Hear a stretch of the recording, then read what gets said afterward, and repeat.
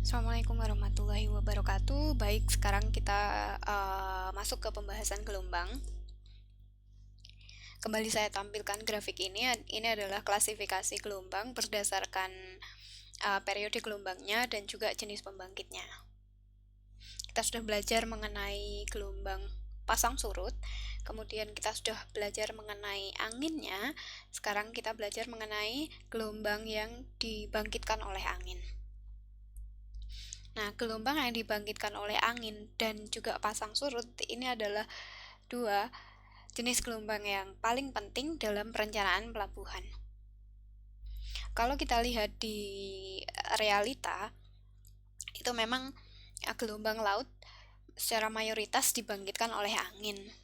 Kemudian kalau kita lihat bentuknya, gelombang laut itu tidak reguler atau tidak beraturan. Nah, karena kompleksiti dari bentuk gelombang laut itu muncul beberapa teori untuk merepresentasikan perilaku gelombang terhadap gaya yang terjadi atau terhadap kondisi-kondisi yang terjadi. Nah, di sini kita lihat ada beberapa teori yang terbagi menjadi dua, yaitu teori gelombang linear dan teori gelombang non-linear. Untuk teori gelombang yang non-linear itu memang lebih representatif untuk menggambarkan kondisi gelombang terutama di laut dangkal. Misalnya yang solitary wave itu biasanya sering dipakai untuk analisa tsunami, kemudian knoidal wave dan stock waves ini juga dipakai untuk representasi gelombang di laut dangkal. Kemudian bagaimana dengan yang teori gelombang linier? Ini memang cocok dipakai untuk gelombang di laut dalam. Nah, gelombang airi ini paling simpel dan juga paling banyak digunakan. Kemudian kalau dari segi bentuknya, gelombang airi ini adalah sinusoidal atau seperti grafik sinus. Gelombang airi ini sudah dapat digunakan untuk perencanaan pelabuhan. Jadi dari video ini ke depannya, kita akan fokus ke gelombang airi saja. Kemudian mari kita lihat beberapa definisi gelombang. Nah, sebuah gelombang itu memiliki puncak dan dasar seperti yang saya tunjukkan pada gambar. Nah, puncak gelombang itu adalah titik tertinggi dari sebuah gelombang. Kemudian dasar gelombang adalah titik yang terendah dari sebuah gelombang. Nah, berikut ada beberapa definisi. Yang pertama adalah panjang gelombang atau jarak dari puncak ke puncak atau dasar ke dasar, atau dari titik dengan fase yang sama. Kemudian jarak dari puncak ke dasar disebut tinggi gelombang, sedangkan jarak dari muka air diam ke titik tertinggi atau titik terendah itu disebut amplitudo gelombang. Nah, yang biru ini profil muka air. Nah, di bawah ini ada beberapa parameter gelombang yang lain, bisa dibaca sendiri. Kemudian kalau kita lihat profil muka air gelombang airi, itu seperti kita bayangkan kalau bermain tali atau karet. Pada ujung yang satu kita pegang dan ujung yang satunya lagi kita gerakkan naik turun, maka akan terbentuk sebuah gelombang. Nah, kemudian profil muka airnya sendiri bisa digambarkan dengan ini. Eta sama dengan tinggi gelombang dibagi 2 atau amplitudonya dikalikan cos kx minus sigma t. Nah, x ini adalah distance dan t ini adalah waktu. Sedangkan T besar adalah periode.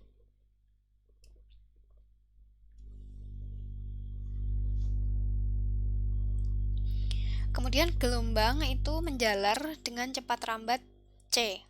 Nanti kita akan tampilkan rumusnya C itu seperti apa. Nah, di sini yang perlu kita pahami adalah bahwa yang menjalar atau yang bergerak di sini bukan airnya, tapi gelombangnya. Sedangkan partikelnya tetap berada di lokasi yang sama. Ini berbeda dengan kasus di sungai. Kalau kasus di sungai, massa air bergerak mengikuti alirannya. Kalau gelombang, itu air tetap di lokasinya, hanya bentuknya berubah. Atau seperti kalau kalian nonton bola, kemudian ada gol, terus berdiri dari satu berdiri, sebelahnya lagi berdiri, ini turun, nah dan seterusnya, seperti itu. Oke, sekarang sebenarnya gerak partikel di bawah water waves itu seperti apa sih? Nah, kalau kita lihat, partikel yang terkena gaya dari angin sehingga membentuk gelombang itu memiliki dua gaya atau dua energi. Yang pertama adalah generating force-nya. Yang kedua adalah yang generating force-nya itu yang horizontal. Yang kedua adalah restoring force atau yang vertikal. Sehingga resultan dari dua gaya itu membentuk orbit partikel yang sirkular atau bulat, seperti yang saya tampilkan di gambar. Nah, perpindahan partikel itu dapat dihitung sebagai berikut. Dengan xi dan epsilon. Ini yang xi ini yang horizontal, epsilon ini yang vertikal. Nah, orbital dari particle underwater waves itu yang paling besar ada di dekat water surface. Kemudian semakin ke bawah, orbit atau diameter geraknya partikel itu semakin kecil. Sampai di suatu titik di mana kedalaman sama dengan L/2. L ini adalah panjang gelombang.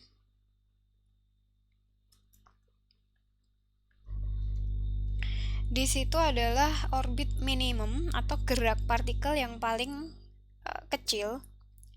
Maksudnya yang paling kecil geraknya, bukan partikelnya. Kemudian di bawah kedalaman L/2 ini, partikel yang ada di situ tidak merasakan gerak. Jadi tidak terpengaruh oleh gelombang yang ada di atasnya.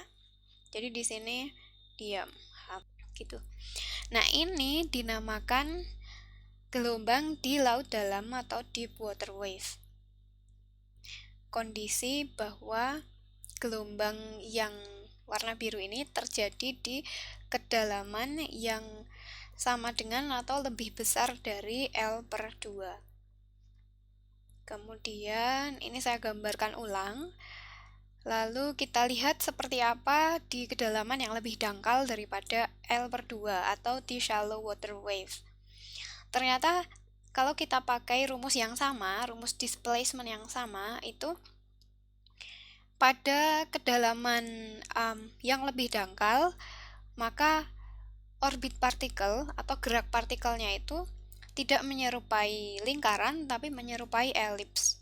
Dan makin dangkal, makin pipih elipsnya. Seperti yang saya tampilkan di sini. Nah, kalau di sini ini adalah dasar laut. Nah, karena bentuk orbit partikelnya begitu, maka bahkan sampai dasar laut masih terpengaruh oleh gelombang. Maka dari itu ada sedimen transport, nah yang mungkin nanti kita bahas di sesi yang lain. Nah, kalau kita gabungkan dan kita lihat seperti apa gelombang dari laut dalam kemudian ke laut dangkal, itu seperti ini. Di laut dalam, definisi laut dalam dan dangkal di sini bukan absolut, tapi relatif terhadap panjang gelombang. Batas D sama dengan L/2 ini berubah-ubah tergantung gelombang yang terjadi itu seperti apa. Jadi misalnya sebuah gelombang terjadi dengan L sama dengan 100 meter. Terus misal ini 50 meter.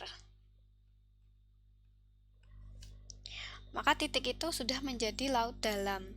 Tapi ketika gelombang yang terjadi adalah 400 meter, maka 50 meter ini sudah masuk ke bukan laut dalam lagi. Bisa di gelombang laut transisi ataupun laut dangkal. Nah, nanti kita lihat contoh soalnya supaya lebih jelas lagi. Yang perlu diingat adalah batasan-batasan berikut.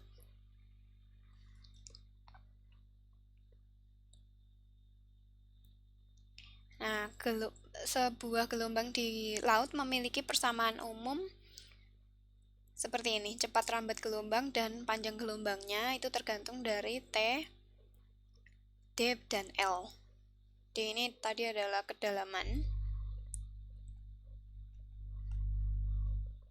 sea level atau sea floor, kemudian L ini adalah panjang gelombang,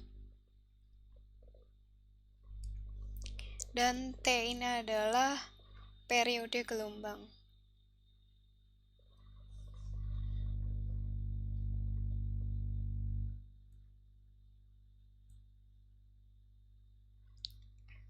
Nah, sekarang seperti apa penggunaan rumus general di laut dalam, transisi, dan laut dangkal? Kalau kita lihat di laut dalam, itu syaratnya adalah D lebih atau sama dengan L/2. Sehingga kita tidak perlu menghitung ini maupun ini. Dengan demikian, rumus cepat rambat gelombang dan panjang gelombang tinggal G dan T. Nah, untuk gelombang di laut dalam, kita sepakati untuk menambahkan indeks 0 supaya tahu bahwa nilai-nilai yang kita cantumkan itu adalah nilai untuk kondisi di laut dalam. Kemudian untuk laut dangkal, itu syaratnya adalah D kurang dari L/20. Nah, kalau kita masukkan ke tangan hiperboliknya, itu tangan hiperboliknya dari 2pi D per L nanti sama dengan 2pi D per L. Jadi kalau kita masukkan ke sini, ini sama dengan 2pi D per L. Nah, jadinya seperti ini. Nah, dari sini diketahui L-nya. Setelah tahu L-nya, maka C-nya bisa langsung tahu. C-nya adalah tadi berarti C. Ya, tulis di mana ya? Di sini. C GT kuadrat per 2pi. 2pi kan bukan lagi tangan hiperbolik. Jadi 2pi D per L. Nah, kita tahu L-nya. Terus L-nya kita ganti dengan T akar G D.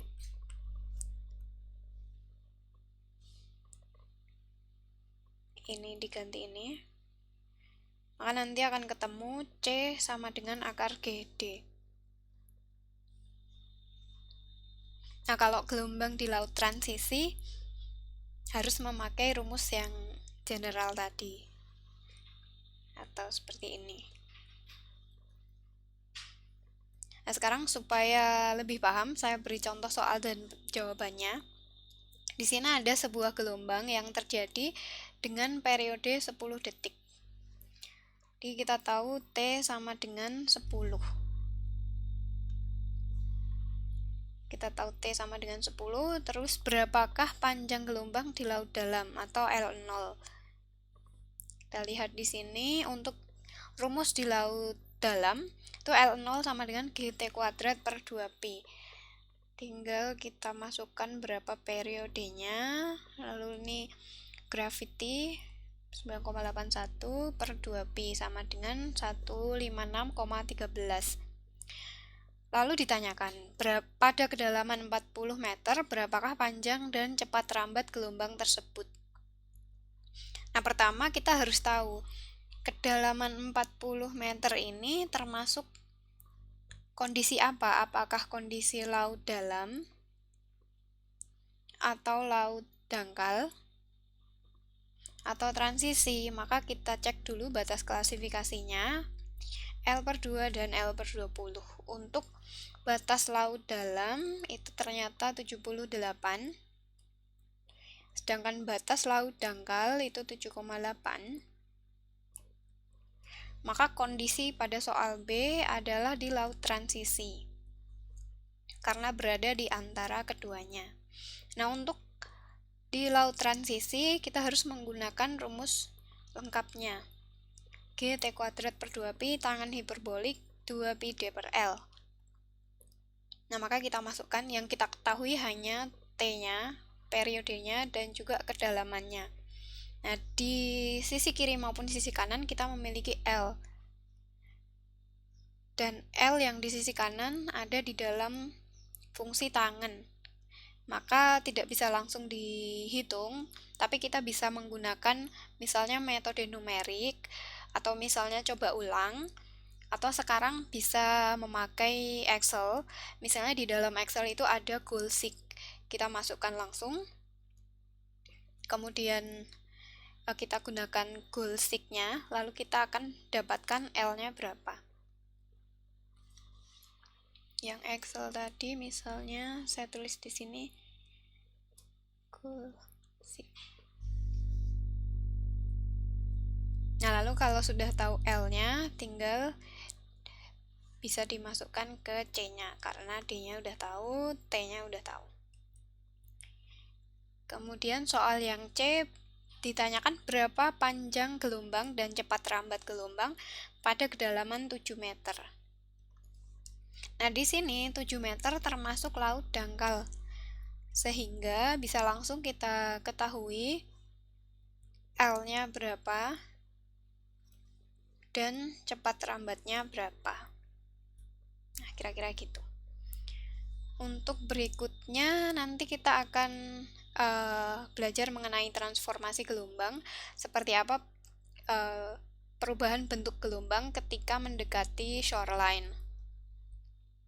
Oke, jangan lupa diisi kuisnya. Oh ya, ini silahkan buka halaman berikut. Kuis ini nanti ada poinnya. Di sana ada 10 soal, sudah ada kunci jawabannya, jadi ketika selesai menjawab nanti bisa langsung diketahui skornya berapa. Oke, terima kasih. Wassalamualaikum warahmatullahi wabarakatuh.